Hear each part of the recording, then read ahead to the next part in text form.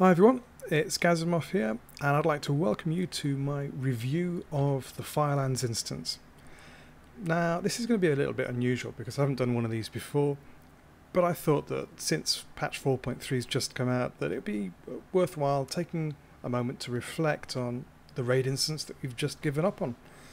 Now, before I get into this, a couple of notes of caution. I'm not a hardcore raider. I've cleared the instance in normal mode and we've got through about 4 out of 7 heroic mode bosses, but we've never completed a Dragon Wrath within the guild, and I wouldn't say that we're really trying for progression. So don't expect any amazing skills from me in the videos you're going to see or anything like that, because I don't have any. So yeah, let's get out of the way right now. With that in mind, what I did want to talk about is the raid fights that I enjoyed and those that weren't so great. Stuff that I'd like to see Blizzard do again in the future and stuff I'd really wish they'd cut out. So, if you're ready, let's get into it and have a look at the boss fights from the Firelands instance. Let's kick off with a look at Shinox. Now, I didn't mind this fight too much. It was kind of bland one. Once you've got the rhythm of taking the dogs and putting them in the crystal traps, it was relatively okay. One thing that really did annoy me though was you can see as the fight progresses that you end up with Shinox in the middle and then you end up with this forest of traps around the base of Shinox. That makes it a right pain in the backside to try and get the dogs in traps and being able to control them. I think if Blizzard were to do something like this again, I would really like to see them put a minimum range in so that you don't end up with a load of traps crowding the melee. But apart from that, not too bad a fight. Definitely no major objections with it. Not like some of the other ones that we'll come on to in a moment. Next up, as we got to Bethelak, I really enjoyed some of the trash on the way up here, especially the one where you've got a spider on the back of a bird and you've got to kill the 2 other spiders and then you get a bit of a buff. That was quite neat. Anyway, the Bethelak fight itself, this one I really enjoyed.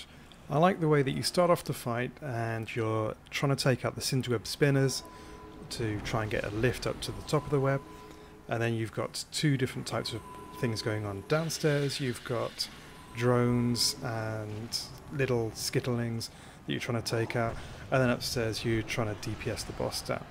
And I thought the combination of the 2 things happening at the same time and splitting groups apart was really quite cool.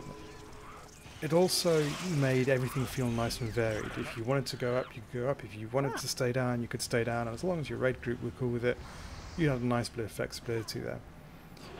The other cool thing was as you outgeared the fight, you could send more and more people up to the top to nuke down the boss and make the fight go that little bit quicker. I really enjoyed this. I hope to see more fights like this, to be honest, because it was quite ingenious in terms of how it was put together. When we first started doing this, it was a bit of a struggle, particularly because you ended up with having to get 3 or 4 people doing different things. But as you get used to it and practice it, it wasn't that bad. And it becomes pretty straightforward to do afterwards. But it's always a fun fight, always one that I enjoyed doing. Particularly because it mixes up that kind of cycle of repeatedly doing something like going up and then going down and going up and going down, and then having a Zerg at the finish where you try and nuke it. Next up, Lord Rael. Now, remember I said there were some boss fights in here that I really didn't enjoy? Well, this is a prime example of them. This fight was so random number generator dependent for me, it became painful. Basically, the idea being that you try and steer the giant around this little island that he's on. He spawns volcanoes that you have to try and drive him over. He spawns adds that you've got to try and take down fairly quickly. And the whole thing was a complete pain in the backside.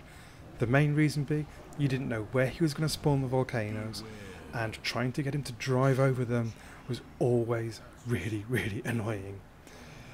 It was doable, don't get me wrong, we would do this on heroic on a regular basis, but it would never be a clean kill. You'd always end up with something going wrong somewhere because something would break down somewhere. You've got increased damage from the volcanoes building up and building up, and you've got those adds that you need to stay on top of as well. The trick that we found was trying to find the perfect time to push into the second phase of the fight so that we could then try and take him down in a reasonably manageable fashion, because once you go into phase 2 all the ads disappear and it becomes a straightforward nuke fest. We'd never quite got the hang of getting everyone alive at the end of the fight. The amount of damage that's being kicked out during this phase is just incredible. But as long as you keep your head and hold it together, you eventually get him down. It's not one of the most enjoyable fights I've done, and it's always one of those things you want to get all 10 of you into that phase, if at all possible. Otherwise, it's generally going to fall apart. But it's one of those things, with practice, we managed to get it down okay. But it's still not an enjoyable fight for me. One I'll always remember as heavily RNG dependent.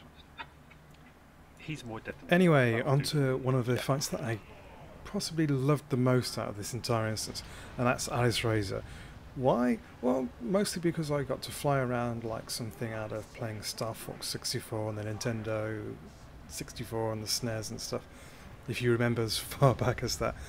Basically, as a fire mage, you'd go up, you'd go around through the rings, and then every so often, in normal mode, you'd just fly through the middle and pick up some more hoops, and in heroic mode, you'd fly behind a meteor and protect yourself.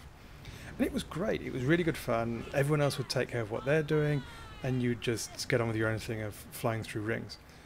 It was also one of those great rinse and repeat fights, because you'd have that phase, then you'd have a phase where you'd have vortexes, and you'd try and avoid all the flaming damage that's going around on the floor. As you can see, I do that rather badly. You'd then have a phase where you would nuke Alice Razor while she's lying there prone on the ground, and you'd then rinse and repeat. You'd fly back up and you'd do the whole thing again. And it allows you to, as soon as you've mastered the technique, it's just a case of being able to hold it together. On heroic mode, it's one of the longest fights I've ever done. I think it's about 10 minutes long, but it is really enjoyable as long as you've got the stamina to just keep going through those phases without making an error. You're fine. One of the things I did notice with the heroic modes, they got a really low tolerance for anyone dying. So if you lose anyone on the way through, particularly on 10 man, you're pretty much stuffed. It's a case of resetting the fight and going back in again. But it was really enjoyable. It was that little bit different because you had the flight mode as part of it, which if you were a fire mage you really got a chance to enjoy. And I think warlocks, balanced druids, a few others got a chance to take part in that as well. And it had some interesting stuff going on down on the ground, although I have to be honest with you, I think I did that once, and that was pretty much it. But if you ever got the chance to fly around the top, best fight ever, seriously, really endorse it. We only got this guy down on heroic mode once, but it was well worth it. Really, really well worth it. First of all, we all form up for a screenshot. And there's the obligatory kill shot just there. Next up we have the obligatory award for the most annoying trash in the instance, and that would be this trash before Bayrock. I really, really hate any trash that has a complete obsession with knockback effects, and this has it in droves. The boss does knockbacks. He spawns a volcano, which outputs little gremlins that do knockbacks. Why? I hate it. Hate it, hate it, hate it. Hate it more than the boss. Hate it. And while we're on the subject of the boss, Bayrock is one of the most monotonous fights going. As caster DPS, your job pretty much is to stand there and do DPS. And that's about as exciting as the fight gets for you. You might, if you're lucky, be asked to swap in and do these Shattered Torment things. Basically you stand next to the crystal and get the swirly beams on you until you build up a number of stacks, then move over for someone else to take it. But apart from that, it's entirely dependent on the tanks and the healers, and your role is to just stand there and do your thing. It's really frustrating because it's almost certainly not going to be your fault if things go pear-shaped unless you miss the crystal, but it goes pear-shaped with alarming regularity. It's really tedious, really annoying, and really boring. Anyhow, once you get the first 5 defeated, you then get this lovely bridge animation pop up, and you can go in and take on the last two bosses, Major Domo Staghelm and Ragnaros himself. Now, Major Domo Staghelm, I didn't find that bad a fight. We did him on both normal and heroic mode, and we've got the heroic mode going here. I enjoyed this because it was something a little bit different again, where you had the option of controlling how the fight went. There were generally a couple of preferred maneuvers in terms of how long you wanted to keep him in scorpion form and how long you wanted to keep him in cat form, but by and large it was up to you and your particular makeup of the group. I also enjoyed the way that it kept you on your toes. So, for example, the way he leaps and does that fire effect, I didn't think that was too much of a problem. It effectively made sure that you used all the space that was available. I don't have a real objection to it apart from when you have one of the orb phases. He does a couple of transition phases. Every so often he'll put searing seeds in people, like he's doing now, where you have to run away and then explode, a bit like Living Bomb from ages and ages ago. But also occasionally he'll summon flame orbs, which will then start attacking a nearby person, and you have to chew the debuff. We would usually take it in turns, with two of us swapping, taking the debuff. So one person would take 3 stacks of debuff, and then the other person would take 3 stacks, and we'd alternate. The amount of occasions when he would leap on the people eating the flame orb debuff was frequent. And that's again an example of random number generator having an impact on your fight, and that I find annoying. I don't mind goofing up because of lack of skill or because of lack of planning, but I do object to a fight falling apart because of pure random number generator. Really annoying. But we could still get him down, and we managed to get him down fairly regularly, no problem at all. And then we come to the last fight in the instance, the Fire Lord himself, Ragnaros. I've got mixed feelings about this fight, partly because it's very long, and partly because rather than being a rinse and repeat fight, it's a multi-phase fight. So you start off and things are progressing relatively simply. You've just got a few traps to detonate, you've got some lava surges to avoid, and you've got DPS to do, and that's pretty much it. You then get a phase change where a load of ads appear and you have to take down the ads quickly, otherwise they wipe the raid. You then move on to having to DPS the boss while taking care of a load of fire gremlins that spawn and taking care of those. You then have another phase change again where you get even more ads spawning that if you don't take them down they kill the raid, and then if that wasn't bad enough, for the final 20-30% you've got to kill the boss while trying to take care of a load of meteors and make sure they don't roll over the raid and kill people. And all the way through this, people are critical. If you start losing people, particularly a healer or a tank, that's it, restart. This is one of those comparisons between a multi-phase fight and a rinse-repeat fight.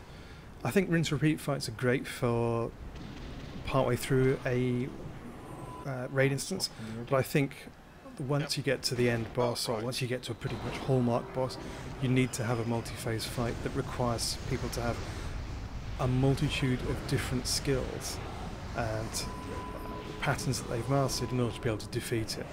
It's like, can you imagine the Lich King being a rinse-repeat fight? Either can I. It's the same with Ragnaros.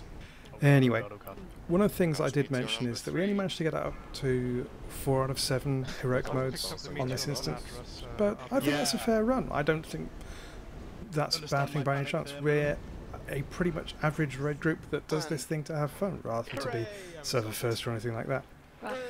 Anyway, before I wrap up, I would like to say thank you to Starfall, which is starfallguild.eu, for being a fantastic guild and letting me film all this and show it to you guys, and I hope you enjoyed it. If you've got any thoughts yourself on the raid bosses, just leave them in the comments. Thanks so much.